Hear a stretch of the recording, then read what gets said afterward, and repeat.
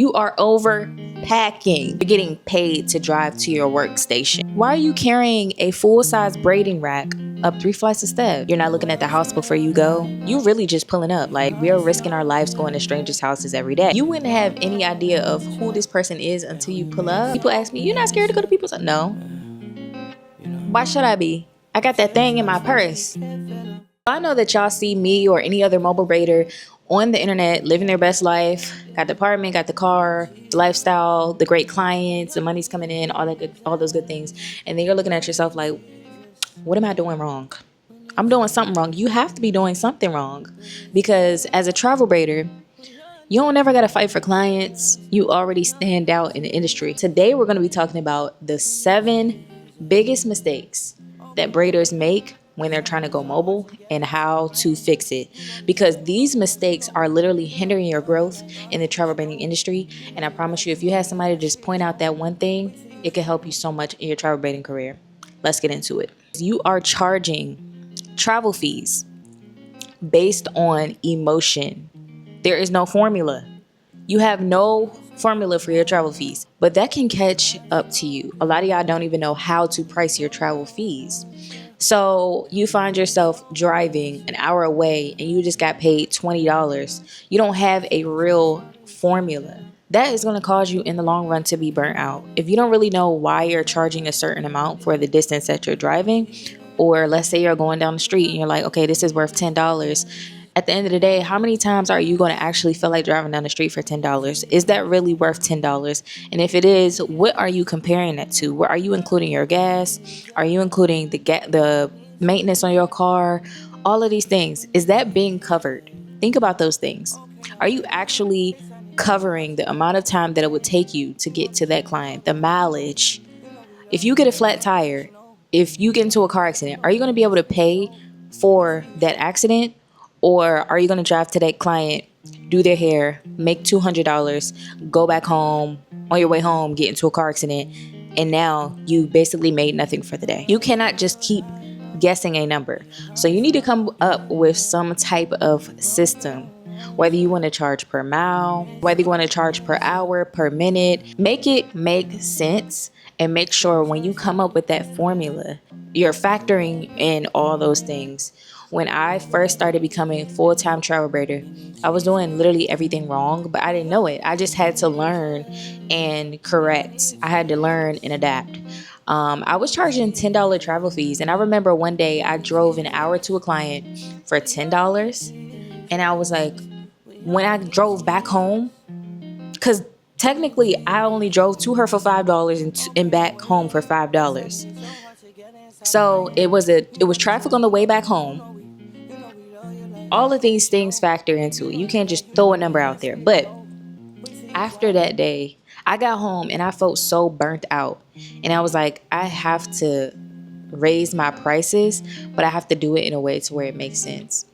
So come up with that formula. What is that formula for you? Are you charging per mile? Are you having a flat fee? What are you doing? Figure that out for you and stick to it. Make it make sense and stick to it. Second biggest mistake. So you're overpacking, Boogie. You are overpacking.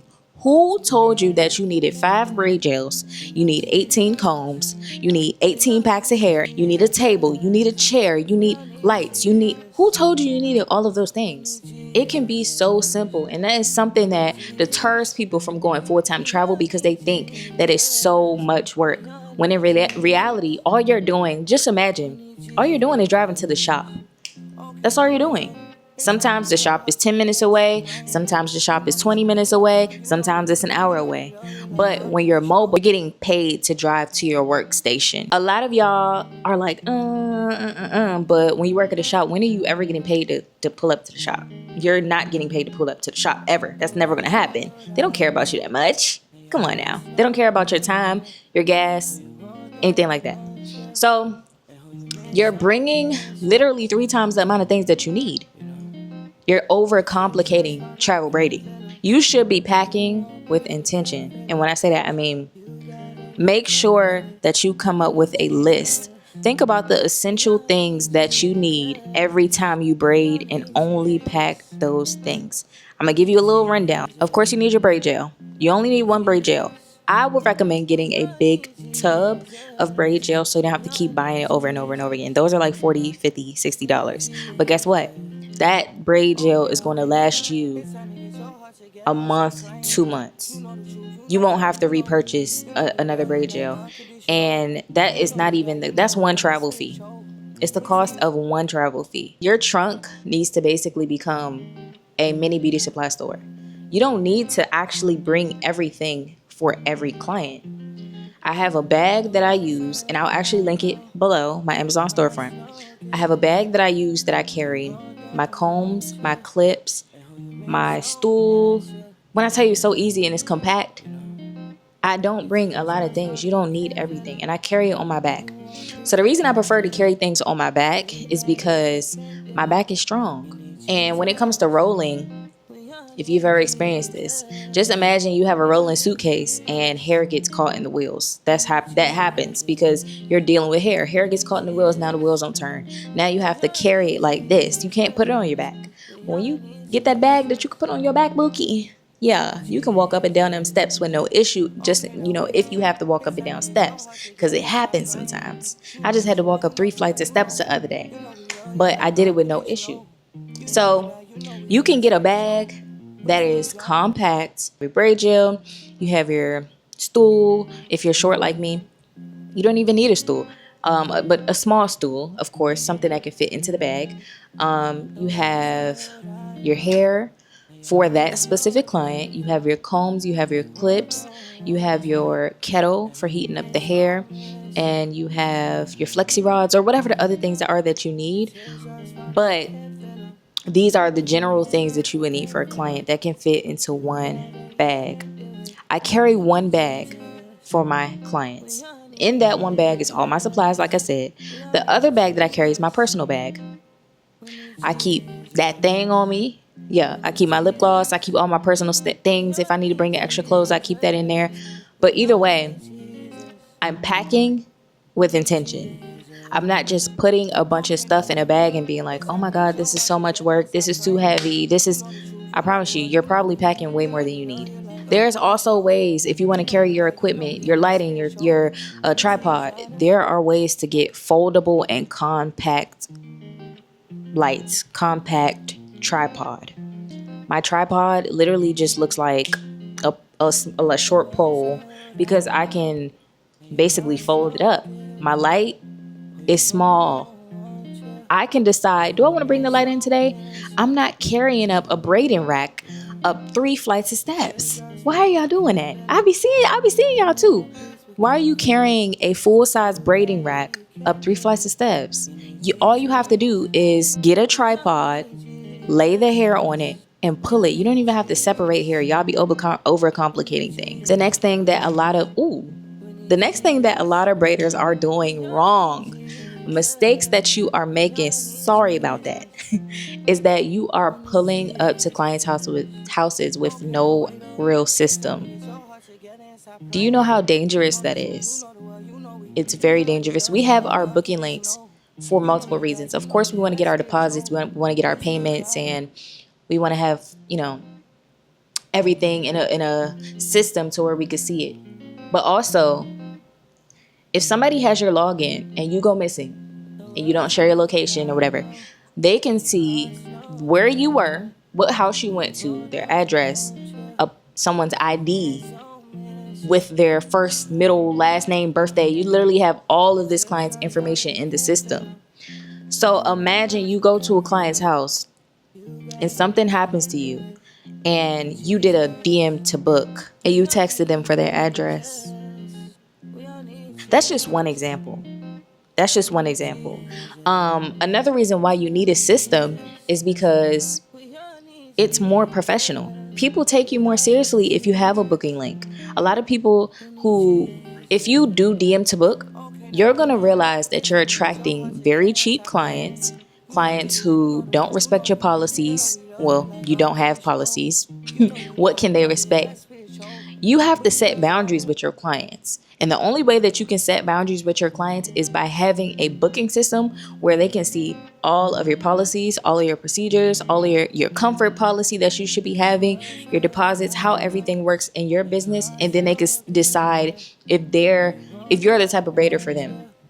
Also, once they book, if you have their address, you will be able to, instead of being like, oh, I'm on my way, what's your address? You'll have it in advance and you'll be able to decide if you want to actually go to that area. Because we don't want to discriminate based on where people live, but if you live in the trenches and you don't feel, if that client lives in the trenches and you don't feel comfortable, pulling up on the client, you have all rights to decline that service instead of getting a surprise and being like, oh snap, they live in East Atlanta. Like, there should be no surprises. Everything should be laid out for you and organized for the week. And you need to be able to see clearly, okay, I have to go here on this day, here on this day, here on this day, while also controlling how many people can actually book with you for that month. So the next mistake that a lot of braiders are making when they're trying to go mobile is having a mystery bio, a mystery social media account. We don't know what you do. We don't know if you do nails. We don't know if you're a babysitter. We don't know if you bake cakes. We don't know if you're just you. Is this a personal page? We don't know. Your bio isn't directing people anywhere. You don't have a book now link. Everything is just all over the place. I promise you, if you actually take the time out and make sure your page is attractive, imagine what you would be looking for in somebody's page if you were looking to book a braider. Would you want to see them posting selfies and posting hair here and there? You're probably not going to book with them. Why? Because it looks like they don't take their business seriously.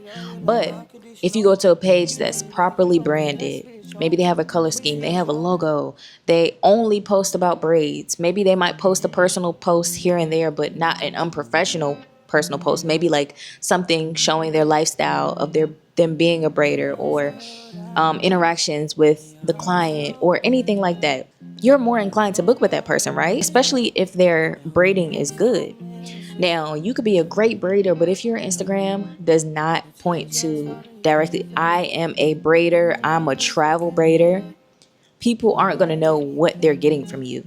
So if you're not presenting yourself as a travel braider, people might assume that you're in a shop, and then it could cause confusion.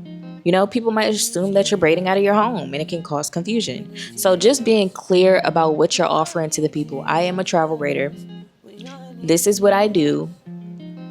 And then also having a booking system to back that up for people to go and look at will help you so much. So we kind of touched on this already when I said you don't have a booking link, but you are letting people book you without any type of checkpoints. So you're not asking for ID. You're not asking for a deposit. You're not looking at the house before you go. You really just pulling up. Like, this is already a dangerous industry. We are risking our lives going to strangers' houses every day. Now, don't let that deter you, because house cleaners do it, plumbers do it. Some businesses have to be in strangers' homes. And this is one of those businesses to where it's not typically in someone's home. So because we're offering these services and people are really kind of like still getting used to the concept of it, you could attract all types of people. But how would you even know? You wouldn't have any idea of who this person is until you pull up. You're doing it very, very much wrong, Bookie. Being a travel braider is not about just making money. You're gonna make a lot of money, okay? But you also have to move smart. You have to be aware of your surroundings.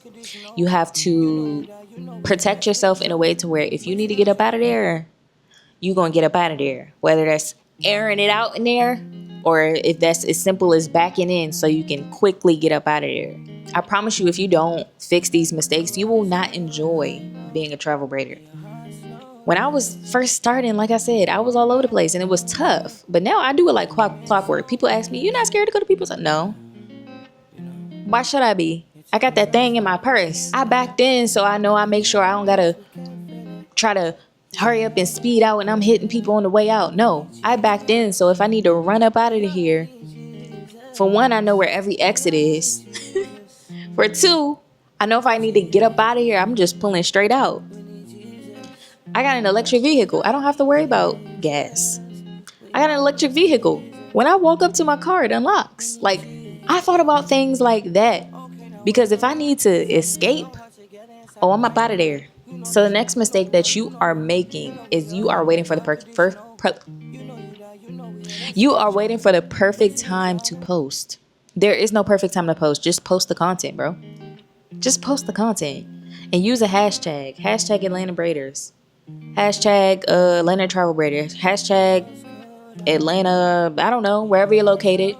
Make sure you're using those hashtags. But I wasn't posting when I first started with intention. I had no idea what I was doing for real. I was just posting. And it just so happened that I blew up.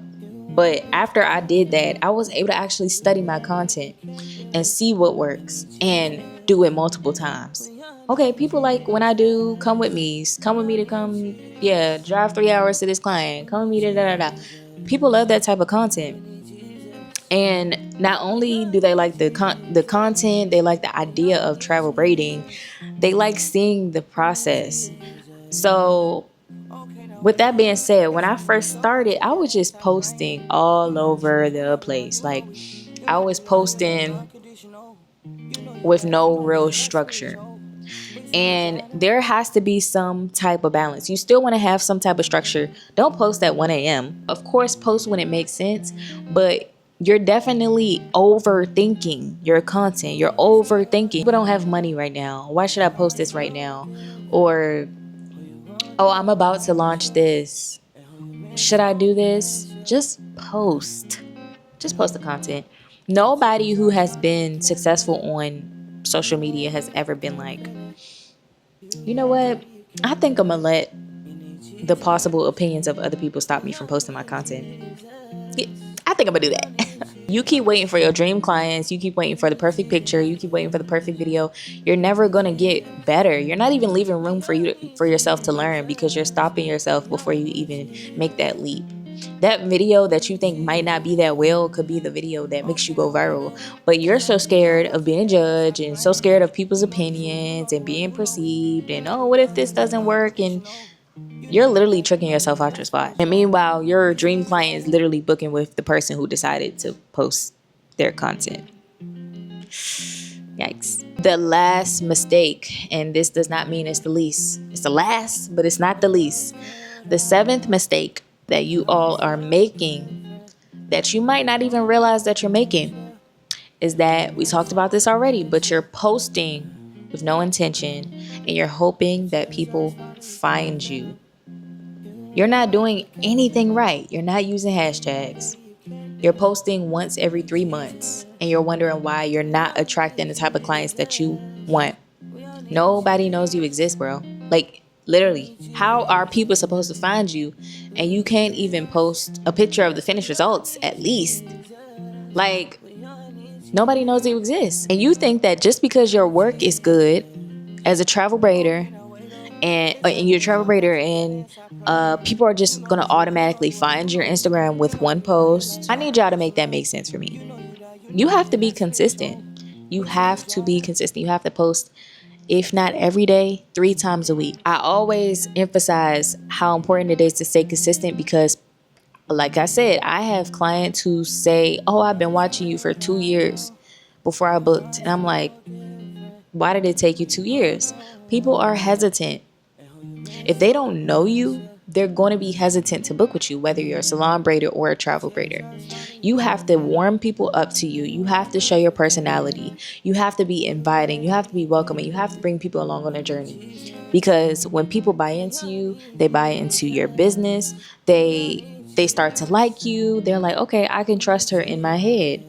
I can trust that she's not going to ruin my hair because she talks about how braiders are typically doing this and they shouldn't be doing it. The success in this game comes from visibility and relationship. They have to see you. They have to build that trust with you. And without consistent posting or using the right hashtags, you're not going to attract the type of clients that you would like. You're going to attract strays, as I would call them. Literally strays. Kind of the same way as like if you don't have a deposit, you're going to attract strays. So it's the same thing. Your business has to be airtight. When you're running a business, you have to be on point, especially a travel braiding business. Everything has to be on point. And that's why I want to offer you guys access down below to a 5-day mentorship program that I give, where I teach people how to become travel braiders in just 5 days. And I don't just teach you like, oh, the braiding basics. No, this is the business side. This is the side that nobody else is going to be able to teach you. I'm the pioneer. Let me teach you. You can't learn this from anybody else. So if you're interested in starting up your travel braiding business because you are tired of attracting strays, you are tired of attracting people who really can't afford your services. If you're tired and you are ready to level up as a travel braider and become a 6-figure travel braider, independent, you don't have to pay anybody to work at the shop. You're keeping all of your money and you're making more on top of that. You have no overhead and you're making more money on top of that. If that sounds appealing to you, make sure you click the link below and sign up for the next round of the 5-day travel braider challenge. We all can eat. We all can eat. Make sure y'all go sign up and I'll see y'all there.